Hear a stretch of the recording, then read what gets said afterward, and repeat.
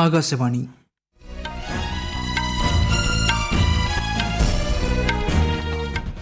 നമസ്കാരം. വാർത്തകൾ വായിക്കുന്നത് കിരൺ ശങ്കർ.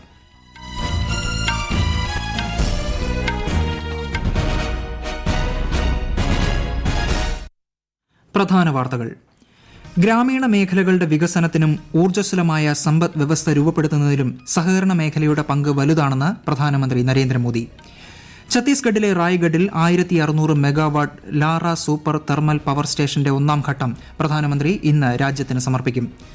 2025ഓടെ രാജ്യത്തുടനീളം 20% എഥനോൾ മിശ്രിത പെട്രോൾ വിതരണ പമ്പുകൾ സ്ഥാപിക്കുമെന്ന് കേന്ദ്രമന്ത്രി ഹർദീപ് സിംഗ് പുരി.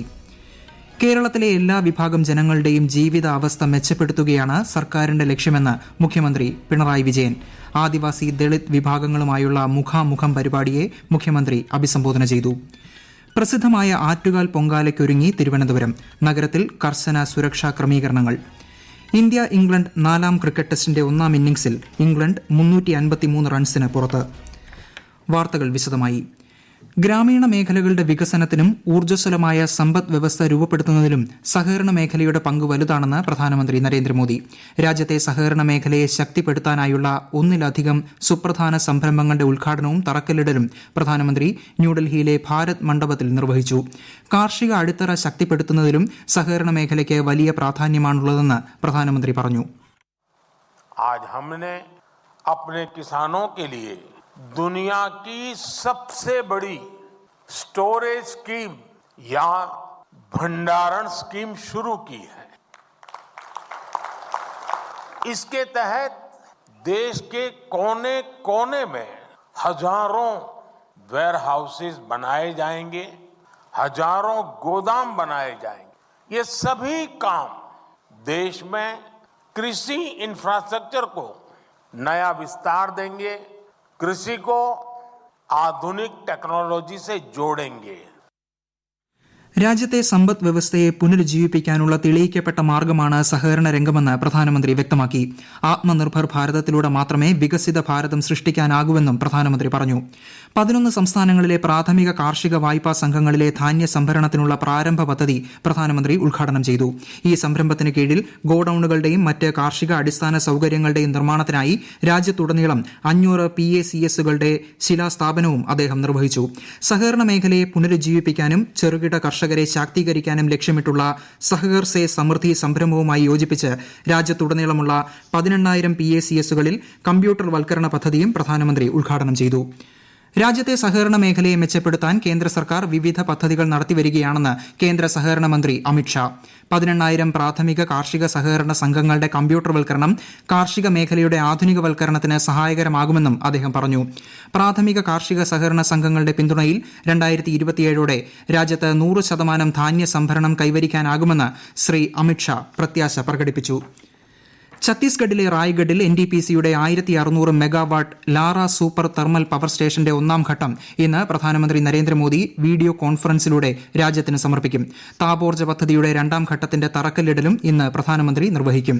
ഗുജറാത്ത്, മധ്യപ്രദേശ്, മഹാരാഷ്ട്ര, ഗോവ, ദാമൻ ദിയു എന്നിവയുൾപ്പെടെ നിരവധി സംസ്ഥാനങ്ങളിലെ വൈദ്യുതി സാഹചര്യം മെച്ചപ്പെടുത്തുന്നതിന് പദ്ധതി സഹായകമാകുമെന്ന് വൈദ്യുത മന്ത്രാലയം അറിയിച്ചു.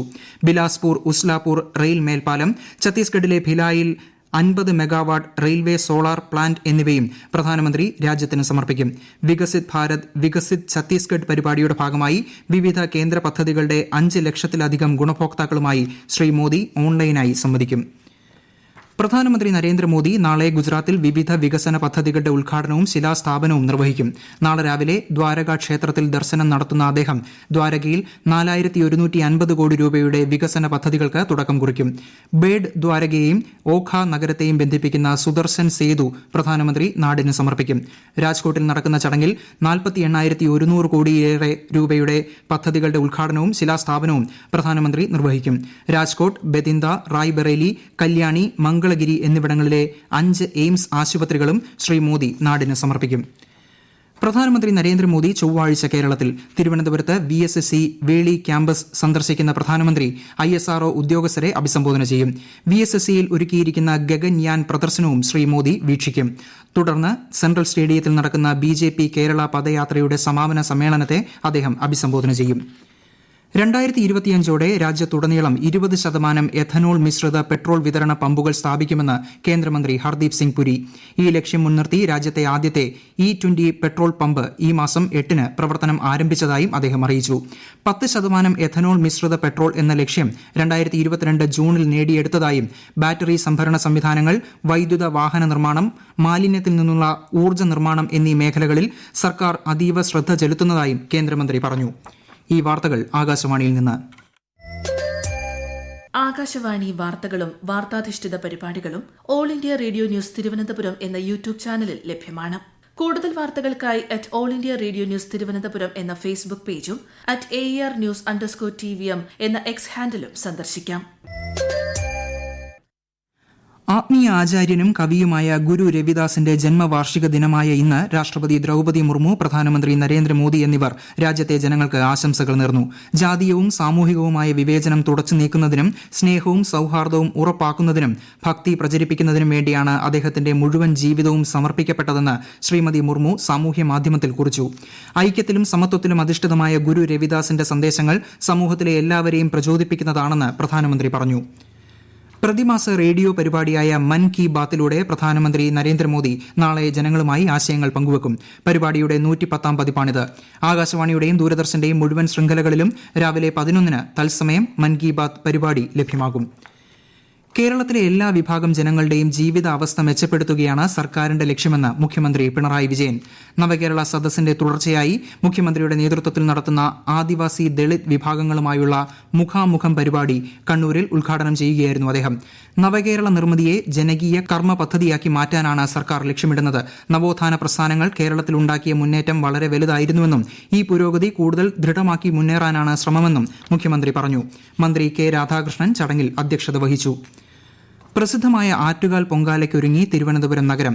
നാളെ രാവിലെ 10:30-ന് അടുപ്പുവെട്ട് നടക്കുന്നതോടെ പൊങ്കാലയ്ക്ക് തുടക്കമാകും. ഉച്ചയ്ക്ക് 2:30-നാണ് പൊങ്കാല നിവേദ്യം. പൊങ്കാലയോടനുബന്ധിച്ച് നഗരത്തിൽ ഇന്ന് ഉച്ചയ്ക്ക് 2 മുതൽ നാളെ രാത്രി 8 വരെ ഗതാഗത നിയന്ത്രണം ഏർപ്പെടുത്തിയിട്ടുണ്ട്. തിരക്ക് കണക്കിലെടുത്ത് ശക്തമായ സുരക്ഷാ ക്രമീകരണങ്ങളും ഒരുക്കിയിട്ടുണ്ട്.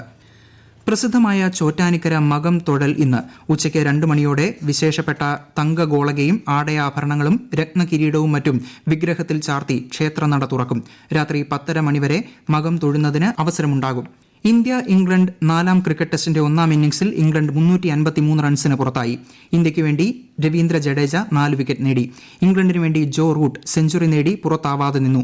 മറുപടി ബാറ്റിംഗ് ആരംഭിച്ച ഇന്ത്യ ഒടുവിൽ വിവരം ലഭിക്കുമ്പോൾ 1 വിക്കറ്റ് നഷ്ടത്തിൽ 67 റൺസ് എന്ന നിലയിലാണ്. സന്തോഷ് ട്രോഫി ഫുട്ബോളിൽ ഇന്നത്തെ ആദ്യ മത്സരത്തിൽ കർണാടകയും മിസോറാമും 2 ഗോളുകൾ വീതം നേടി സമനിലയിൽ പിരിഞ്ഞു. രണ്ടാം മത്സരം ഉച്ചയ്ക്ക് 2:30-ന് മഹാരാഷ്ട്രയും മണിപ്പൂരും തമ്മിലാണ്. മറ്റൊരു മത്സരത്തിൽ വൈകിട്ട് 7-ന് റെയിൽവേസ് ഡൽഹിയെ നേരിടും. ചൈനയിലെ ഹാങ്ഷുവിൽ നടന്ന 19ാമത് ഏഷ്യൻ ഗെയിംസിലും 4ാമത് ഏഷ്യൻ പാരാ ഗെയിംസിലും മെഡൽ നേടിയ സായുധ സേനാംഗങ്ങൾക്ക് പാരിതോഷികം നൽകാനുള്ള തീരുമാനത്തിന് രാജ്യരക്ഷാമന്ത്രി രാജ്നാഥ് സിംഗ് അംഗീകാരം നൽകി. സ്വർണ്ണ മെഡൽ ജേതാക്കൾക്ക് 25 ലക്ഷം രൂപ വീതവും വെള്ളി മെഡൽ നേടിയവർക്ക് 15 ലക്ഷം രൂപ വീതവും വെങ്കല മെഡൽ ജേതാക്കൾക്ക് 10 ലക്ഷം രൂപ വീതവും പാരിതോഷികം ലഭിക്കും.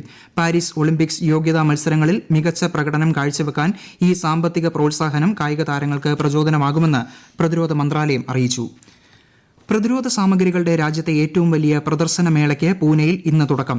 മഹാരാഷ്ട്ര വ്യവസായ വകുപ്പ് സംഘടിപ്പിക്കുന്ന മേളയുടെ ഉദ്ഘാടന ചടങ്ങിൽ കേന്ദ്ര പ്രതിരോധ സഹമന്ത്രി അജയ് ഭട്ട്, മഹാരാഷ്ട്ര മുഖ്യമന്ത്രി ഏക്നാഥ് ഷിൻഡെ എന്നിവർ പങ്കെടുക്കും.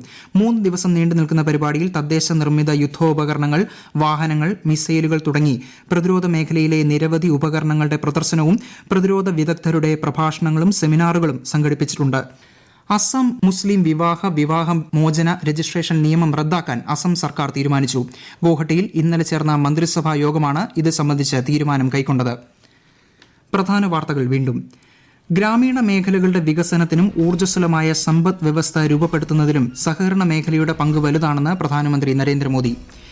ഛത്തീസ്ഗഡിലെ റായ്ഗഡിൽ 1600 megawatt Lara super thermal power സ്റ്റേഷന്റെ 1ാം ഘട്ടം പ്രധാനമന്ത്രി ഇന്ന് രാജ്യത്തിന് സമർപ്പിക്കും. 2025 രാജ്യത്തുടനീളം 20% എഥനോൾ മിശ്രിത പെട്രോൾ വിതരണ പമ്പുകൾ സ്ഥാപിക്കുമെന്ന് കേന്ദ്രമന്ത്രി ഹർദീപ് സിംഗ് പുരി. കേരളത്തിലെ എല്ലാ വിഭാഗം ജനങ്ങളുടെയും ജീവിതാവസ്ഥ മെച്ചപ്പെടുത്തുകയാണ് സർക്കാരിന്റെ ലക്ഷ്യമെന്ന് മുഖ്യമന്ത്രി പിണറായി വിജയൻ. ആദിവാസി ദളിത് വിഭാഗങ്ങളുമായുള്ള മുഖാമുഖം പരിപാടിയെ മുഖ്യമന്ത്രി അഭിസംബോധന ചെയ്തു. പ്രസിദ്ധമായ ആറ്റുകാൽ പൊങ്കാലയ്ക്കൊരുങ്ങി തിരുവനന്തപുരം. നഗരത്തിൽ കർശന സുരക്ഷാ ക്രമീകരണങ്ങൾ. ഇന്ത്യ ഇംഗ്ലണ്ട് 4ാം ക്രിക്കറ്റ് ടെസ്റ്റിന്റെ 1ാം ഇന്നിംഗ്സിൽ ഇംഗ്ലണ്ട് 353 റൺസിന് പുറത്ത്. വാർത്തകൾ കഴിഞ്ഞു. അടുത്ത വാർത്താ പ്രക്ഷേപണം വൈകിട്ട് 6:30.